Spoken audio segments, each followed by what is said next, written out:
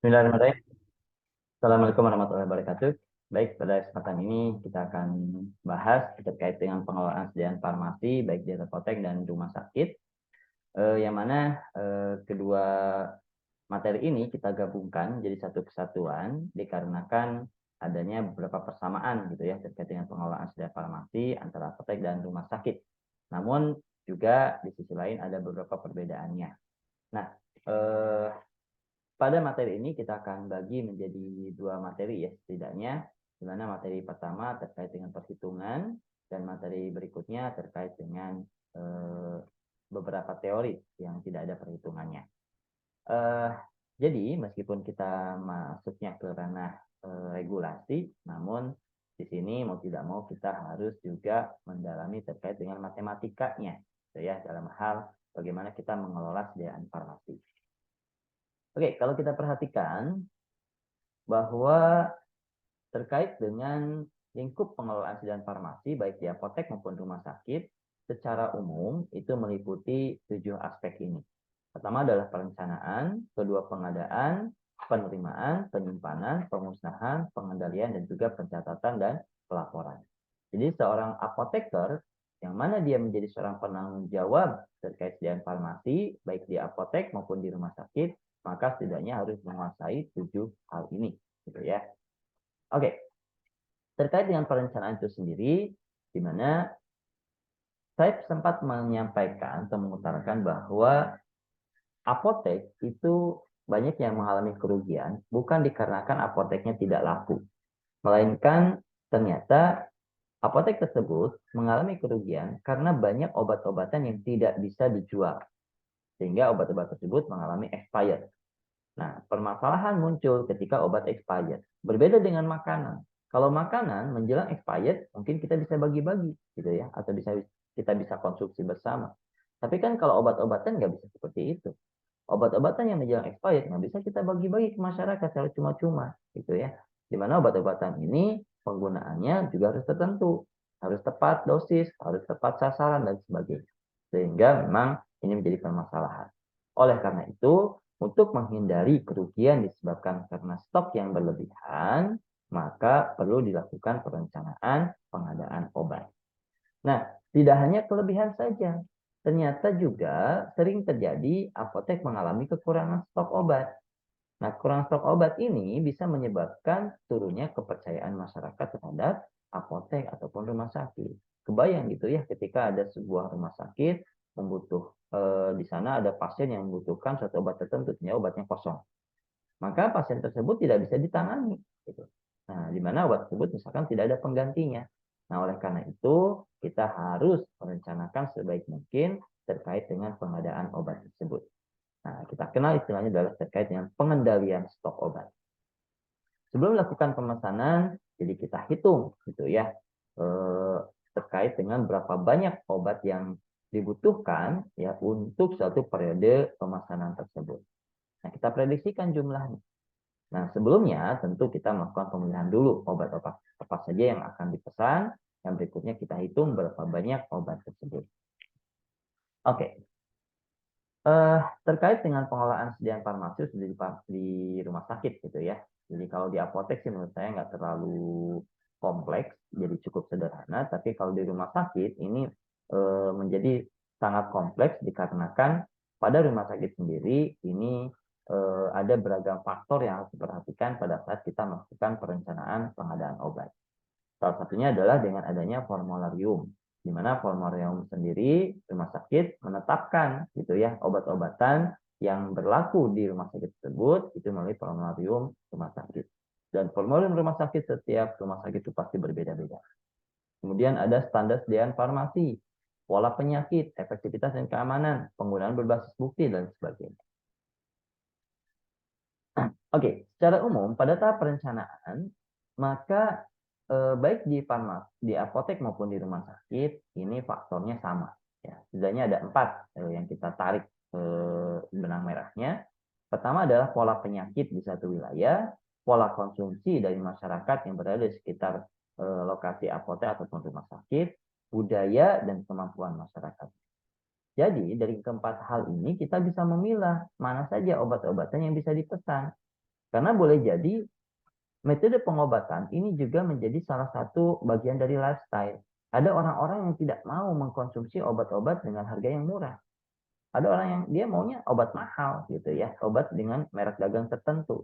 Nah, jadi ini juga perlu kita perhatikan. Jadi budaya dan kemampuan masyarakat menjadi faktor utama juga. Dan kemudian pada proses perencanaan, ya, di mana tadi kita harus menghitung berapa banyak jumlah obat yang dibutuhkan untuk suatu periode tertentu. Maka kita perlu memperhatikan beberapa hal berikut ini. Pertama, total pemakaian obat untuk periode waktu pemesanan, kemudian waktu tunggu atau lead time, di mana ini adalah waktu di mana obat datang setelah dipesan.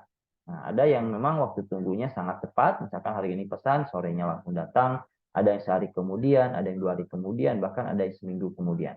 Bahkan mungkin kalau rumah sakit dengan adanya sistem e-katalog, dengan sistem lelang, boleh jadi mungkin ada yang 1 minggu sampai 1 bulan gitu. Sehingga waktu tunggu ini perlu diperhitungkan supaya tidak terjadi kekosongan sewaktu kita menunggu obat datang. Berikutnya ada stok pengaman. Nah, atau kita kenal safety stock. Di mana stok pengaman ini adalah untuk mencegah terjadinya kekosongan stok, biasanya ditetapkan antara 10 sampai 20%. Ya. Atau ada juga yang menggunakan rumus perhitungan. Yang ketiga adalah stok yang masih tersisa. Nah, di mana stok yang masih tersisa ini kan masih bisa digunakan. Ya, sehingga stok yang masih tersisa ini sebisa mungkin juga dilibatkan pada proses perhitungan. Oke, terkait dengan penetapan jenis obat yang dipesan. Pertama, tidak semua obat yang tersedia itu laku terjual. Ya, jadi ada obat-obatan yang tersedia di apotek ataupun rumah sakit ini justru menjadi slow moving. Jadi pergerakannya lambat. Mungkin dalam sebulan hanya laku misalkan 1 strip dari 1 box misalkan. Ini kan lambat sekali. Nah, namun rata-rata sebagian obat-obatan yang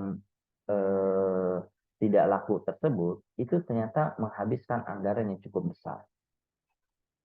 Di mana obat tersebut bukan masuk kategori obat yang penting atau obat esensial, ya, atau obat yang vital, tapi menghabiskan anggaran yang besar. Sehingga perlu kita melakukan upaya pemilihan, ya, obat-obat mana saja yang akan kita sediakan atau kita pesan atau reorder kembali, itu dan obat mana yang nanti akan kita stop. Nah, di sini kita menggunakan satu metode namanya adalah analisis Pareto ABC Venn. ABC Venn ini ABC ini bukan singkatan gitu ya, di mana ABC ini merupakan tingkat terkait dengan pola konsumsi apa itu terkait kebutuhan anggaran dari pengadaan suatu obat. Oke.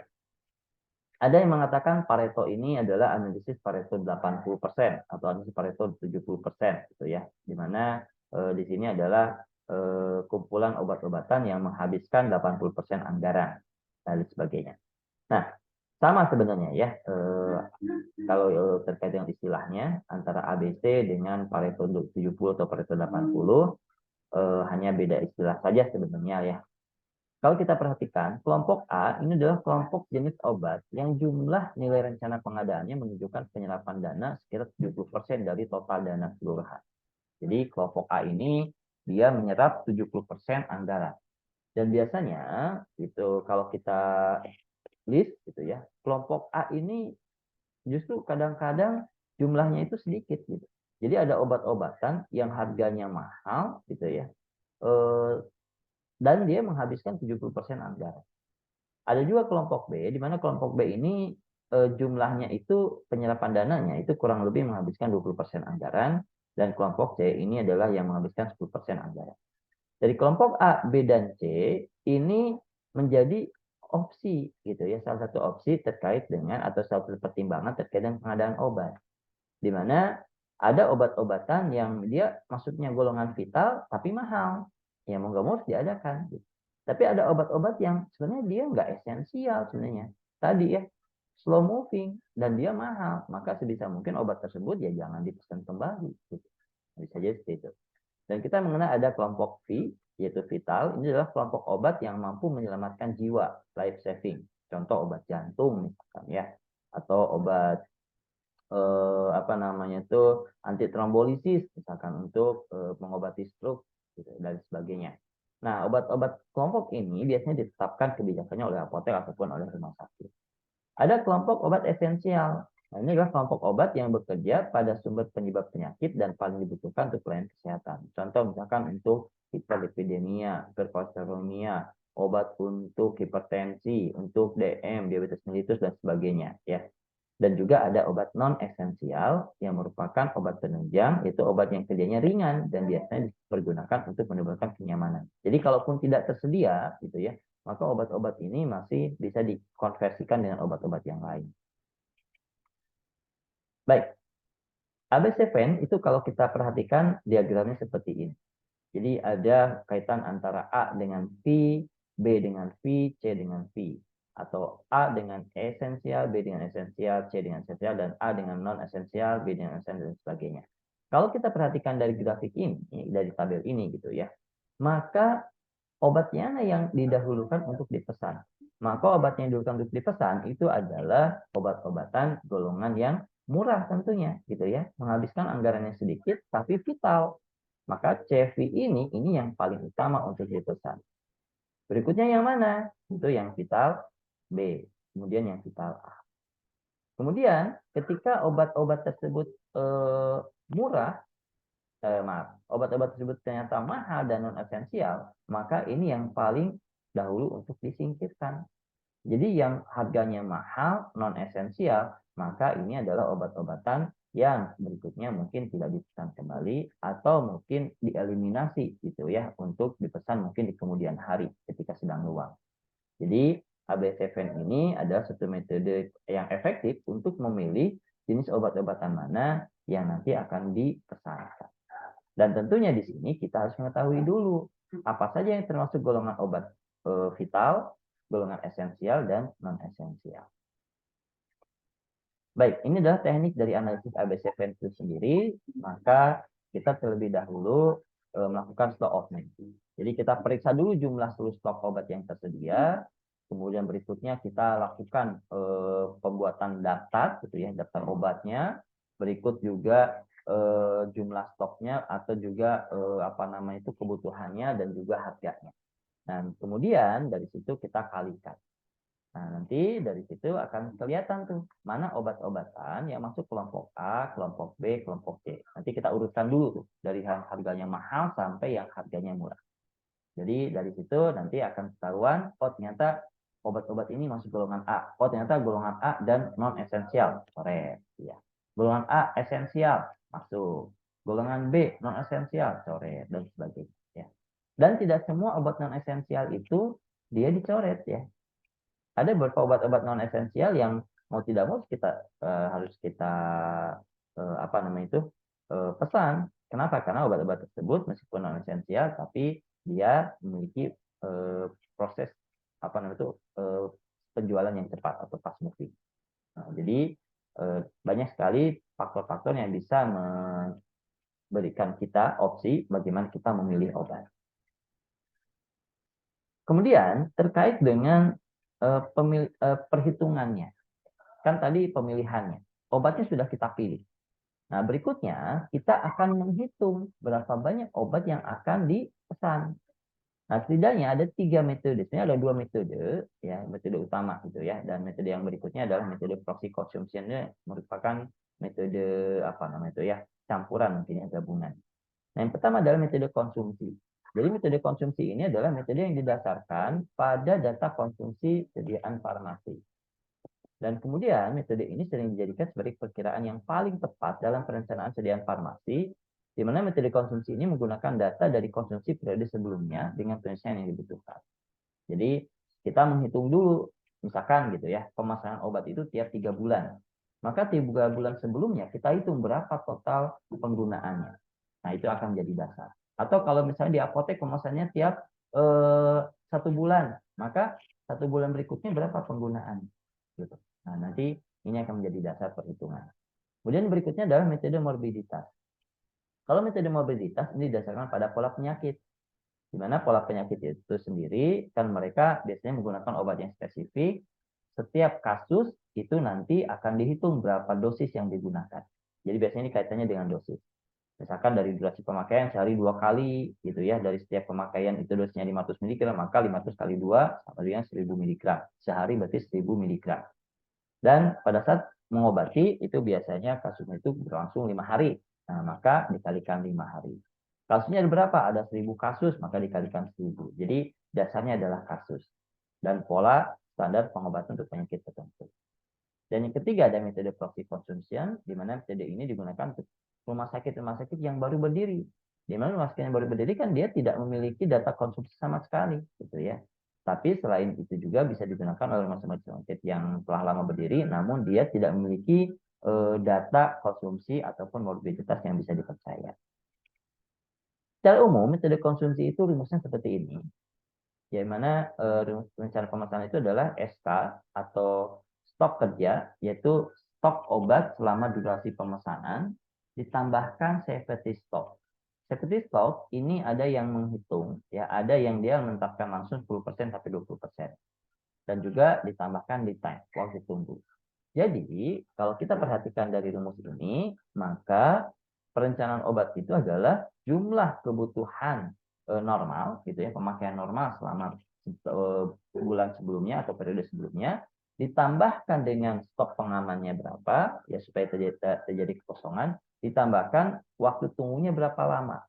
Nah, jadi waktu tunggu itu dihitung terhadap jumlah obat per waktu tunggu tersebut. Misalkan kalau waktu tunggunya 3 hari, maka kalau satu harinya 10, maka 3 kali 10. Dan dikurangi dengan stok yang tersisa. Kenapa? Stok yang tersisa ini atau SO ini kan masih bisa dijual. Jadi stok yang tersisa ini juga harus dilibatkan pada proses perhitungan. Nanti kita akan lihat contohnya ya. Oke, di sini saya misalkan ada seorang apoteker, dia sedang menghitung gitu ya pemesanan antibiotika amoksisilin. Nah, biasanya pemesanan amoksisilin itu adalah tiap 1 minggu. Nah, kebutuhannya 1 minggu ke depan atau 7 hari. Rata-rata penggunaan per obat per hari ya obat tersebut itu adalah 10 botol. Jadi dalam 1 hari itu bisa menghabiskan 10 botol amoksisilin. Stok pengamannya ditetapkan 10%. Nah, dia langsung menetapkan tuh 10% dari penggunaan 1 minggu. Jadi kita harus tahu dulu 1 minggu itu berapa banyak penggunaannya. Ya. Stok waktu tunggu obat atau lead time-nya adalah 1 hari. Nah, 1 hari itu kalau dikonversikan ke total sediaan itu berapa? Ya. Dan sisa stoknya adalah 12 botol. Kita perhatikan dulu. Kebutuhan 1 minggu itu adalah 7 hari. Di mana 1 hari adalah 10 botol. Maka di sini ada 70 botol kebutuhannya. Gitu ya. Kemudian stok pengamannya terdapat 10%. Jadi 10% dari berapa? Dari 70. Berapa? Berarti 7 di sini stok pengamannya. Dan waktu tunggunya adalah 1 hari. Di mana penggunaan 1 hari itu total 10 botol. Maka 1 kali 10 sama dengan 10 botol. Stok sisanya adalah 12 botol. Maka kebutuhan hariannya adalah 70 gitu ya. Ditambah safety stoknya adalah 10% dikali 70 sama dengan 7. Ditambahkan 1 harinya. Jadi waktu tunggunya selama 1 hari dikalikan 10, maka 10. Dikurangi 12. Maka kalau Anda perhatikan di sini, totalnya adalah 75 pemesanan. Ya. Jadi kalau kita perhatikan di sini, kita hitung dulu kebutuhan total dalam periode pemesanan. Kita lihat stok pengamannya berapa, waktu tunggunya berapa, gitu ya, 1 kali 10, sisa stoknya berapa, maka kita masukkan ke rumus totalnya adalah 75 botol. Baik, di samping perencanaan, kita juga harus menghitung stok optimum, stok minimum, dan stok maksimum. Kenapa? Karena kalau perencanaan itu hanya melihat dari periode saja. Tapi kita perlu menentukan berapa sih sebenarnya stok optimum si obat tersebut supaya tidak terjadi kekosongan, gitu ya. Supaya bisa melayani si pasien selama 1 minggu. Maka untuk stok optimum dihitungnya itu adalah stok kerja ditambah lead time tambah S. Jadi ini hampir sama sebenarnya seperti pada proses perencanaan, hanya tidak dikurangi dengan sisa stok. Kenapa tidak dikurangi sisa stok? Karena sisa stok ini juga dijadikan sebagai stok yang ada di situ, gitu. Jadi sisa stok ini dijadikan sebagai stok yang ada di situ sebagai stok optimum. Maka stok optimum itu cukup sebagai SK, stok kerja, tambah lead time, tambah sisa stok. Kemudian ada istilah safety stock atau buffer stock, ya, ada yang mengatakan buffer stock atau stok pengaman, itu sama. Stok pengaman ini ada yang menetapkan 10%, 20%, ada juga yang sebenarnya dia menghitung menggunakan rumus. Nah, rumusnya itu adalah pemakaian maksimal atau pemakaian total ya selama periode tertentu. Misalkan kalau tadi 7 hari, berarti 7 kali 10 sama 70, dikurangi pemakaian rata-rata harian, berarti 10, ya kan? Dikalikan lead time. Lead time-nya berapa? Nah, lead time-nya itu berarti satu hari dikalikan 10 kali lead time ya, satu hari. Nah, jadi di sini stok safety stock itu adalah SK dikurangi pemakaian rataan dikalikan lead time. Oke, kemudian ada reorder point atau stok minimum. Ini adalah batas minimal stok di mana obat tersebut harus mulai diorder kembali. Jadi ketika suatu obat stoknya itu turun terus, nah ketika mencapai stok tertentu, maka dia harus mulai diorder kembali. Kita kenal sebagai reorder point atau stok minimum. Reorder point sendiri ini rumusnya adalah lead time dikalikan pemakaian rata-rata. Jadi kalau lead time-nya berarti di satu hari kali 10 hari 10 botol gitu ya, ditambah safety stock. Kalau safety stock-nya dia dikatakan 10%, maka tadi ditambahkan 7 botol. Itu. Kemudian ada stok maksimum, di mana stok maksimum ini tadi untuk mencegah supaya si obat sendiri tidak mengendap terlalu lama. Kenapa? Karena obat yang mengendap terlalu lama, maka dia akan kadaluarsa. Kalau udah kadaluarsa, nggak bisa dijual, rugilah apotek itu atau rumah sakit itu. Maka ini juga perlu dihitung. Bagaimana menghitungnya? Stok maksimum itu dihitung dengan cara 2 dikalikan RT kali pemakaian rata-rata plus STS. Jadi seperti ini cara menghitungnya untuk stok maksimum. Ini contoh. Ya. Selama tahun 2018, pemakaian natrium diklofenat ya, bukan diklofenat ya. 50 mg adalah 300.000. Sisa stok per 31 Desember 2018 adalah 10.000. CPT stoknya 20%. Dan jika pengadaan obat dilakukan melalui e-forecasting, seperti e-katalog ya, dengan sistem e-katalog ini diketahui waktu tunggunya misalkan 1 bulan. Maka perhatikan ya, waktu tunggu 1 bulan. Berarti datangnya obat itu dari proses pemesanan dari 1 bulan. Nah, maka itu perlu jadi perhatian tuh. Selama 1 bulan itu jangan sampai stoknya kosong. Jadi kita jangan sampai gitu ya, ketika ada pasien datang, maaf Bu, obatnya nggak ada, sedang menunggu, nah, obatnya dikirim. Ini kan sayang gitu ya, karena ini berhubungan dengan obat, dengan kesehatan, berhubungan dengan nyawa seseorang. Jadi sebisa mungkin memang stok harus tersedia. Maka kita tentukan, pertama reorder point-nya, kedua stok maksimum, ketiga stok optimum, ketiga jumlah stok obat yang akan dipesan. Tidak ada 4 pertanyaan di sini. Kita lihat di sini. Kebutuhannya adalah 300.000 tablet. Nah, ini setahun ya, 300.000. Kemudian, sisa stoknya adalah 10.000. Nah, setelah stoknya 20%. Jadi 20% dari 300.000, berarti 60.000 ya. Nah, lead time-nya adalah 1 bulan. 1 bulan itu berapa jumlah tablet sih kalau dikonversikan? Maka 300.000 dibagi 12 dulu. Kemudian dikalikan 1 bulan. Maka ketemulah lead time. Nah, sehingga lead time-nya ketemu, safety stock-nya ketemu, sisa stoknya ketemu, maka kita bisa menghitung ini. Kita juga bisa menghitung reorder point, stok maksimum, dan stok optimum. Kita lihat ya. Stok kerjanya 300.000, maka rata-rata per bulannya adalah 300 per 12, yaitu 25.000 tablet. Lead time-nya 1 bulan, maka 1 dikalikan 25.000 sama dengan 25.000.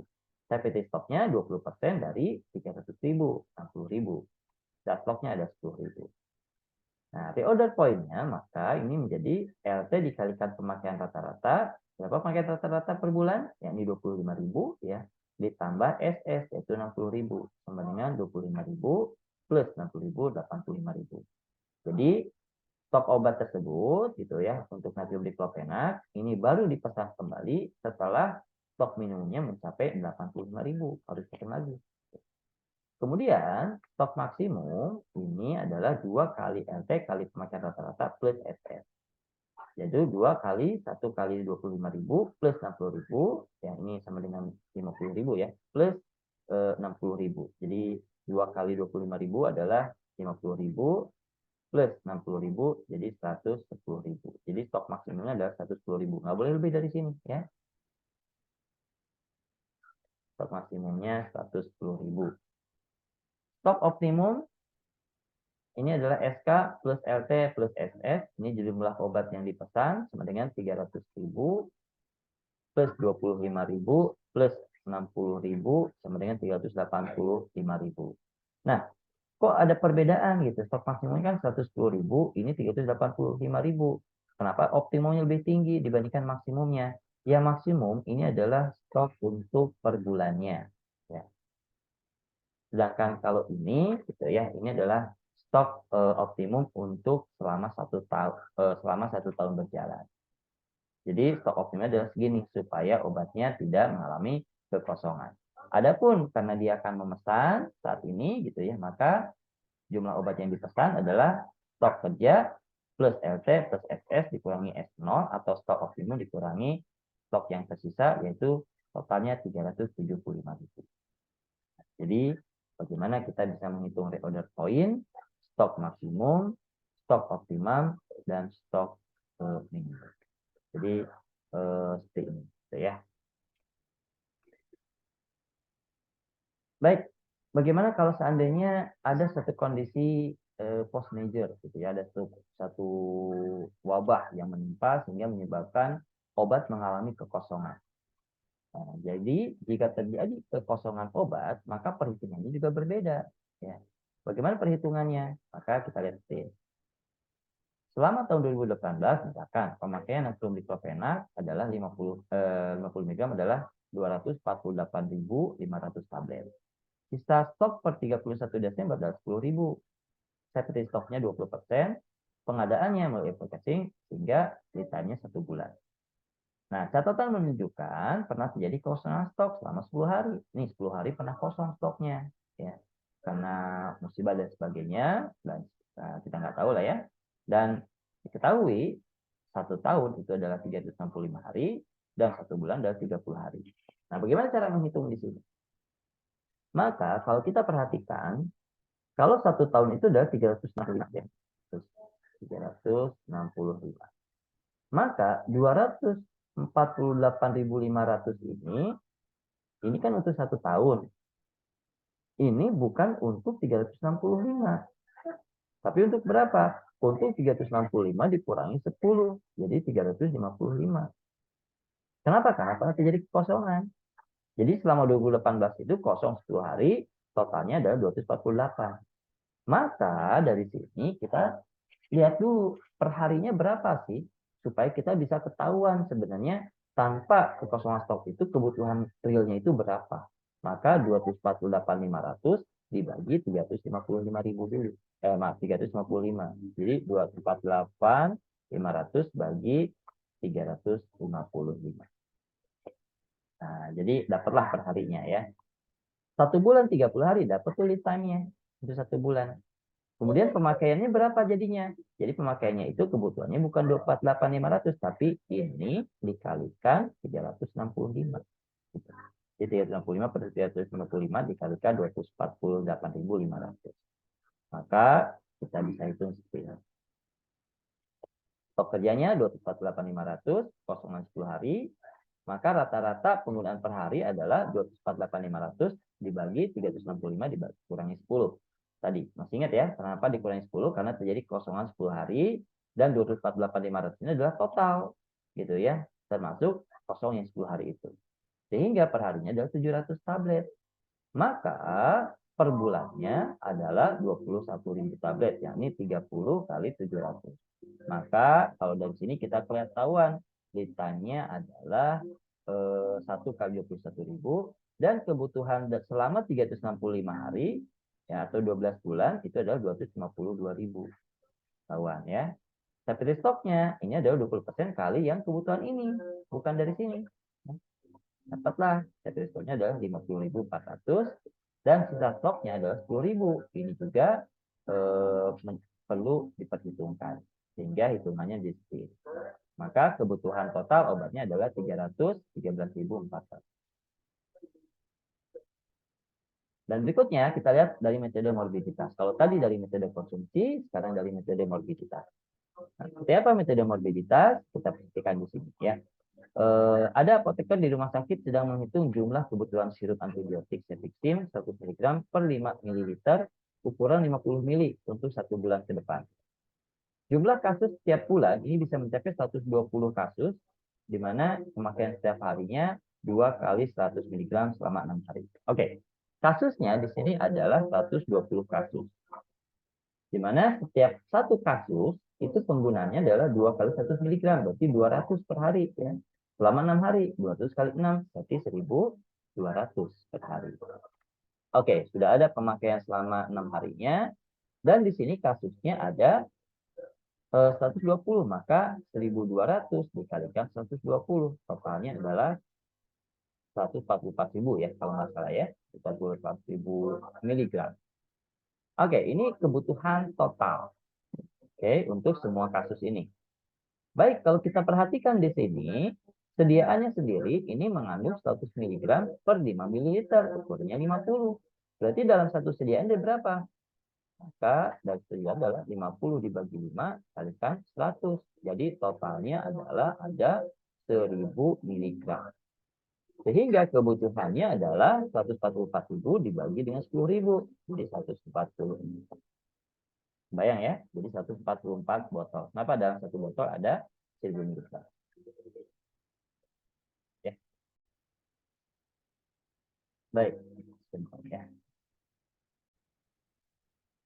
Jadi, bagaimana kita menghitung kebutuhan cefixim untuk 1 bulan ke depan ini?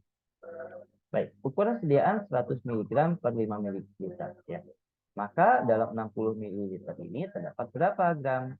Yaitu 60 dibagi dikalikan 100 dengan 1000 mg. Oke, dalam satu botol terdapat 1000 mg. Jumlah kasus ada 120, di mana setiap kasus ini adalah kebutuhannya 2 kali 100 ml. Jadi 2 kali 100 dengan 200 mg selama 6 hari. Jadi totalnya adalah 1.200 mg.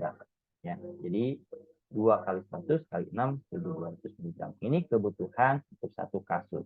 Berarti kalau untuk 120 kasus, ini dikalikan 1.200 dengan 144.000. Jadi total kebutuhannya adalah 144.000. Adapun dalam satu botol 1.000. Maka berapa botol nih kebutuhannya? Sama, yaitu 144.000 dibagi 1.000 ya, dengan 144 botol. Jadi begitulah bagaimana kita menetapkan rencana pemesanan obat berdasarkan metode konsumsi dan juga berdasarkan metode konsumsi. Oke, saya rasa itu dulu itu ya untuk metode di tahap pertama. Kita lanjutkan ke metode kedua.